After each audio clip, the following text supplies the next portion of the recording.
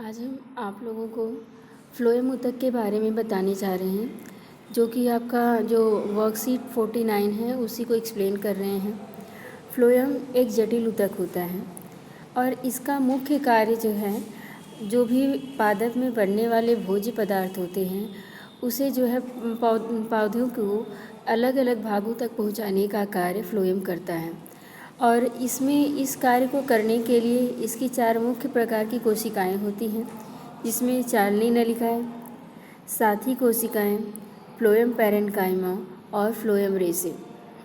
जो चलनी नलिका होती है वो छिद्रित भित्ति वाली तथा नलिकाकार कोशिका होती है।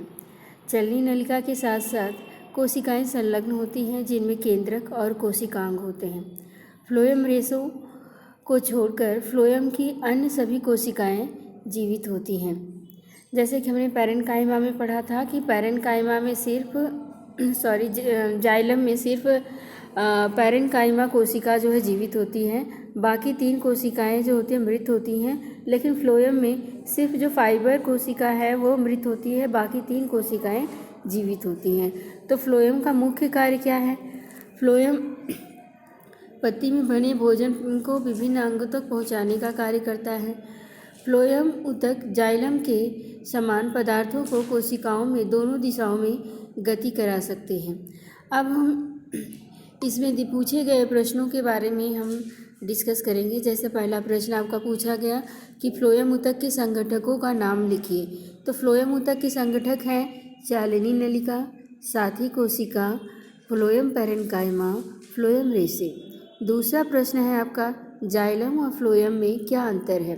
तो बेटा जाइलम जो कोशिका है वो जल का संवहन करती है, जल और खनिज को मृदा से लेकर पौधे के ऊपरी भाग तक पहुंचाती है। वहीं फ्लोएम का कार्य है पत्ती में बनने वाले भोज्य पदार्थ को पौधों के अन्य भाग में पहुंचाती है। जाइलम में जो संवहन होता है वो एक दिशा में होता है, जबकि फ्लोएम में संवहन जो है दोनों ही दिशाओं में, ऊपर और नीचे दोनों तरफ से होता है। तीसरा प्रश्न है पादपों में फ्लोएम का क्या कार्य है?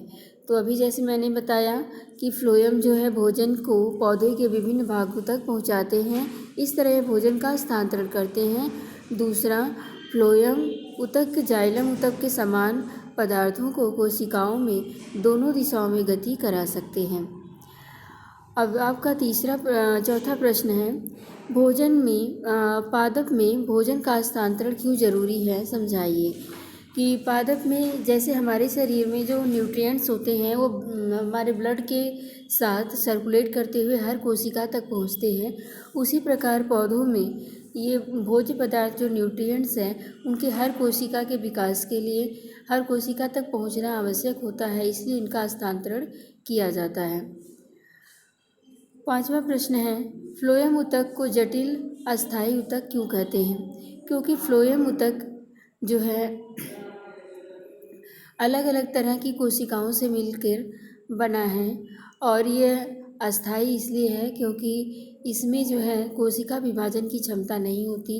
इसका एक निश्चित कार्य और निश्चित आकार हो जाता है, इसलिए इसे जटिल अस्थायी ऊतक कहा जाता है।